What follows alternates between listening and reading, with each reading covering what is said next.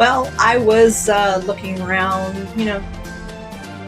surfing the web, so to speak, and the title of this topic that we're going to talk about is "What's Happening to Our Children and Youth Today" is the topic.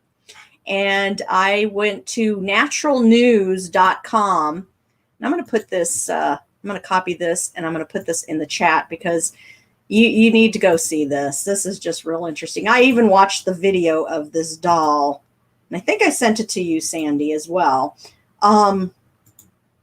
There's a doll out there. It's been out there for a little while. And the title of this article is called "Brainwashing the Young. Crybaby's doll allowing children to vaccinate their dolls, causing measles-looking red dots on their face to vanish." Now, what this doll does is, this is just part of the topic that we're going to talk about, is this doll, she all of a sudden gets these little red splotches on her little face and body, and it's so cute. And the next thing you know, the little girl comes with her little inoculation and pulls the little bottom of the dolly's pants in the video. You can YouTube this doll and see the commercial. And she goes to the little spot that she's supposed to and injects the doll.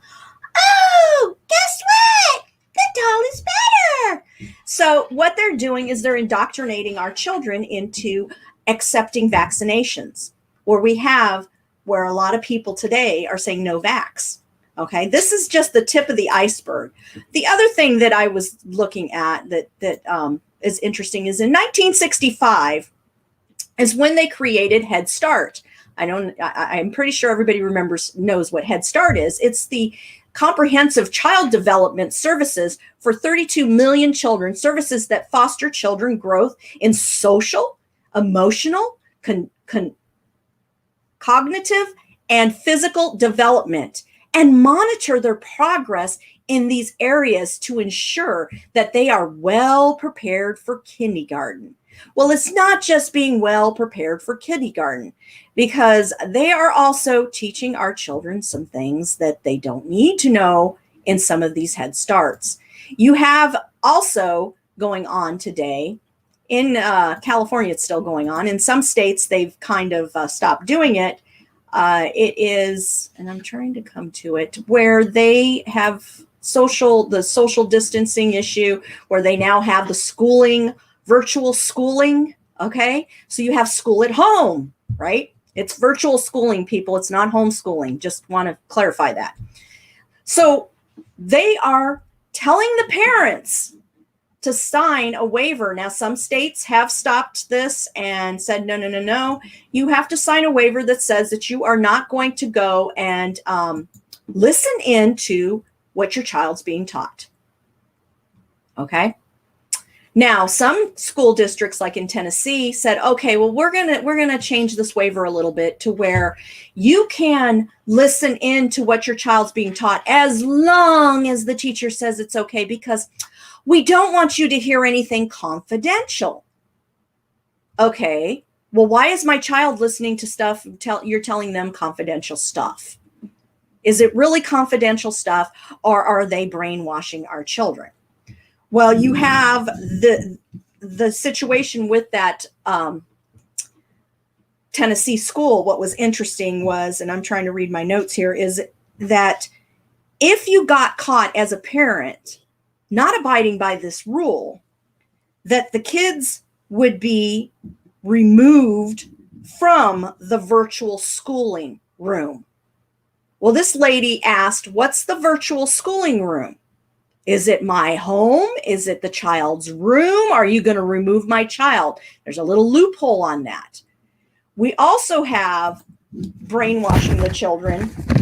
And yes, I'm calling it brainwashing because there's these words that have been thrown around, and they've been thrown around even with the media today and through social media, because our youth, a lot of our youth, young children, even age 10 and above, are on Facebook, TikTok, tweet, whatever that's called, Instagram, hoo-ha, whatever. There's so many social medias out there. You can make a list, okay? And these kids are out there watching these social medias. And here's some of the words that are being used, or phrases that are being used, and these children are vomiting this out.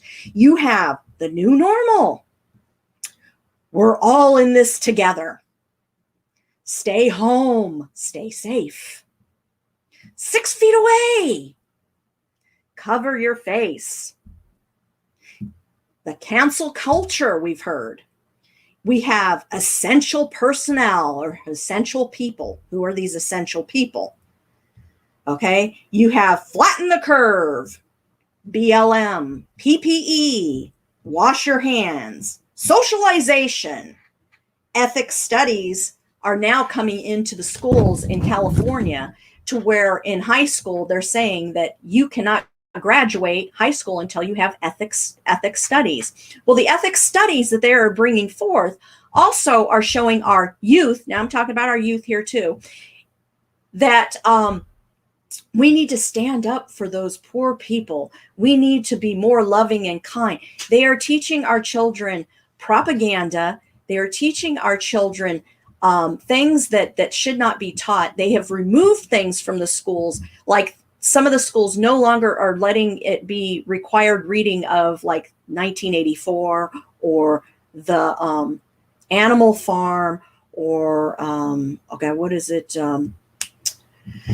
Tom Sawyer, Huckleberry Finn, and all those, because those are really mean books. They're really mean books, and they shouldn't be there because they're very racist books. That's another thing that a white, and when they do this ethics study in California, they are teaching these kids, and in this article that I read, they're teaching these kids to, they have to do a project. And in this project, all the white children are treated really poorly because you have white privilege. So you're going to be treated poorly.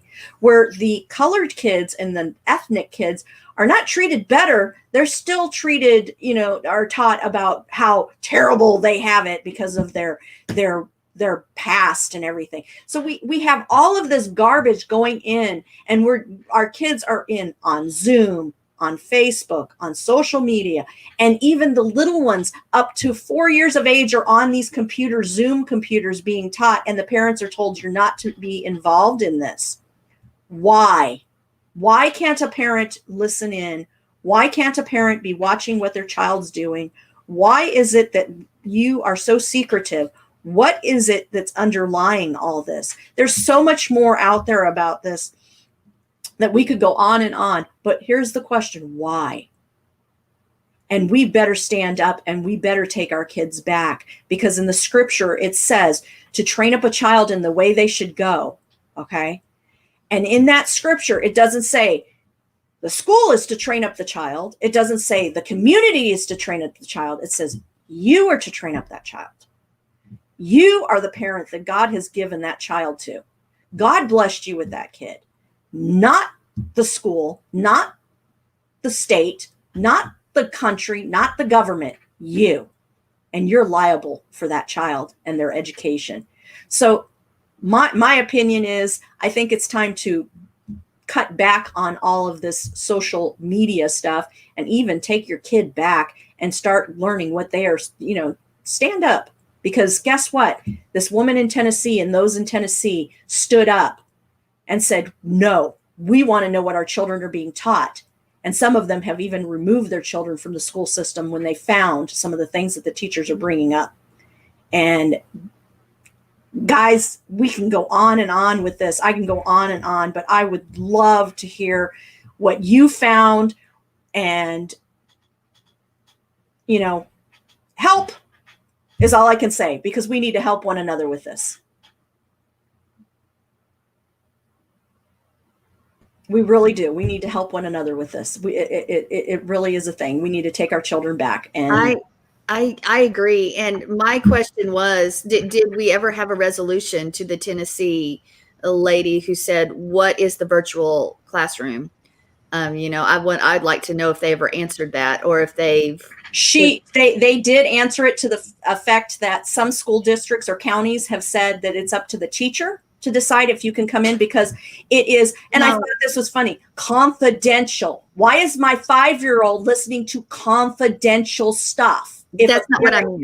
I mean, what are they defining as? Because ultimately they'd like to remove the children from the nothing home. If you go into a classroom, what is there for confidential? What confidential stuff? ABC 1, 2, 3. but that, what my point is it's the whole thing is that they want to, the goal is to remove the children from your home. Yeah. And that's what I was going at. But you know, I find we think this is horrible now, and it is horrible. But I will say the generation that is now 18 to 26, 30 years old right now, as they went through the school, almost most of that generation has been taught this, and that is why they do not like God. They are very liberal. They are not liberal. They're leftist. They are very socialist, et cetera, because they've been, and white people are garbage. If you have white skin, you are trash. And I'll say this, even in our own community, even with my own family, I've seen one of the kids, I'm not counting Jonathan, I guess it would be 2 if you count Jonathan, but Jonathan's the oldest of the grandchildren. But there's only one that came out of that without being leftist. The rest are. And I see that in our congregation. Kids that have been raised, once they got so far in high school, they stopped attending, and all of a sudden afterwards, they're leftist, and they spew this indoctrination out, and they don't see any other alternative. And that's the one thing about what's happening with this socialist communistic side that's going on with adults as well, is that if you don't agree with them, you're worthy of being off the planet. They don't want, it's not like us. We'll listen to your conversation, though we may disagree. There's no tolerance. And again, one good thing that may have happened from everything that's going on is people are becoming aware that the school is corrupt, and maybe removing them, because we've been saying this, we understood this, but obviously people didn't get it until they're being faced with it right in front of them. And I wish everybody that's a person of faith would pull their children from the public school system, because they are brainwashing your children. They are the ones that raise your children. Think about it. Who spends the most time every day with your kid? It's not you. So who's the one that has the influence? It's the government school system. I know. I'm the host. I need to be quiet. Sherry, what do you have to say? Well, you can counter that with your teachings at home. And if you know that they're going into that environment, then you need to talk with your child and say, this is the truth. I really they did a research one time. They went into a university, and do you believe in socialism? Oh, yes. Do you think everybody ought to be treated? Oh, yes. Da, da, da, da, da. Well, they said, okay, well, now what's your GPA? Well, my GPA is an A. Well, there's this guy over here, and, they asked him, do they believe in white privilege too, I think. And he's not, white, and he's, he got a D. So we're going to take your A and take part of your A and make you a C and him a C, and then everybody's equal. Everybody's equal, and they're saying, do you want to? Well, no. Well, he may not have studied. Like, I studied really hard to get that A, and they're going but don't you think everybody ought to be equal? Don't you? And it really made the students start thinking, because see, it's so easy to take somebody else's money or something that doesn't cost you anything. And the same thing was done in a open forum. The Indian man that talks to people, and he's had some movies out stuff. This guy stood up, and he was talking about white privilege and da da da da da da da da. He said, I know exactly where you're going. He said, I tell you what you do. Tomorrow you go down to the registrar and you tell the registrar that you want to give your education and let your parents pay for somebody else to go here. And then you just go on out there and learn how to pick peaches or something, and give that underprivileged person your space in this college or in this university. Well, no, I have to stay here so I can get an education and I can help them. He said, oh, no, you help them now. You give them your education and you go out and pick peaches. And then he was saying, he said, you know, it's so easy when it costs somebody else something. But when it comes down to you, you really do not believe in that. The fallacy of the whole thing is to think we all have the same opportunities here. People can take advantage of the opportunities or not take advantage of the opportunities, but try to have the same outcome from everybody is the fallacy. There are some people who work harder and some people don't, and you don't punish the people who worked harder so that they would have a better outcome. And another thing about these virtual things, I'm going to switch gears here. They had a Baltimore, I don't know if people heard about it, but there was a little boy in Baltimore that was wanting to be an Eagle Scout. And to be an Eagle Scout, he had to learn how to shoot a BB gun. Well, he had a BB gun stored in a gun rack, and he had a airsoft rifle, I think it was, stored in a gun rack. His mother was retired military, knew exactly how to handle guns and all this. And the little boy is on his TV and the rack is behind him. The teacher called the cops to him. The cops knocked on the door and said, we're here to search for guns. Where are our constitutional amendment rights on that? And she said she was absolutely floored. And then they were kind of aggravated because they're going, it's a BB gun and it's an airsoft rifle. But the fact is they were spying on the kid to see what he had in his room. And there was another kid that on one of these computers that they gave everybody, this was a few years ago, he would take a big bag of Skittles and he would put all these Skittles in a baggie and take them to school and sell them for less than they sold at the candy counter. And he was making a profit and saving his money. He was a little entrepreneur. Well, the teachers on the computer that he brought home, when he wasn't even online, were spying into his room. Mm-hmm. And when he went to school, they had the cops there waiting for him to search his backpack and stuff. And they found out it was Skittles. And then they had another girl that the parents found out it was in her bedroom and the teachers were watching her undress. So that, I mean, that they had it on, and the remarks that were made, and I think they like were chatting or something. I don't know how they knew this, but I think it was like chatting. They were saying this is better than a pornographic movie. They were watching the girl undress in the privacy of her bedroom, and they got a hold of all those records. But so you really have to watch what's going on with not only that, but protect their privacy, and see what they're learning. I mean, it's horrible what's going on now. And see, they're after the children. It's just like what Joe put up here, what Lennon said, give me just one generation of youth and I'll transform the whole world. We're not going to let them have our children. We are they cannot. Our children belong to the Most High God, and they're not going the way of Balaam and Molech and all these other false gods. We teach them the right way to live and come against this mindset, and I'll tell you this, my little grandson, Trey, when he was well, maybe I ought to tell that. I'll tell y'all later, but he had an incident in his childcare that it took us a while to figure out what the teacher was saying to him.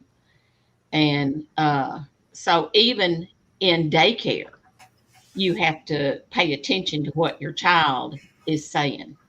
That's right. So it's not just the schools. It's everywhere. But it's just so sad because there's only one race, and that's the human race, period. That's exactly right. Conversation. Right. And we just, we have different skin colors, pigmentations because of where we live and because of the food we have eaten over time. And you'll find people that are blue-eyed and light complected and all that. Scandinavian countries, blue-eyed people have a less prone to have snow blindness, where they have a lot of snow, than somebody who has dark brown eyes. So, I mean, there's things that characteristics and things we all have. And it's sad. I I don't think we had a systemic racial problem till somebody started stirring stuff up and telling Exactly right. there's a system. Everything has to do with race. That's hogwash, horse manure. And that's the nicest way I can say that. I've never been prejudiced against people. And I know a lot who hadn't, and they automatically, oh, you're from the South, you're prejudiced. I saw more prejudice up north than I ever saw in the South. It's just, yeah, it's all, that's true. Hey, Mark, before we go to our main segment, did you want to chime in real quick? Well, no, we're all preaching to the choir. That's all there is to it. It's the whole idea. It comes from paying attention and being involved. That's the number one word, is being involved with our children from the day they're born until they're dead. That's all there is to it.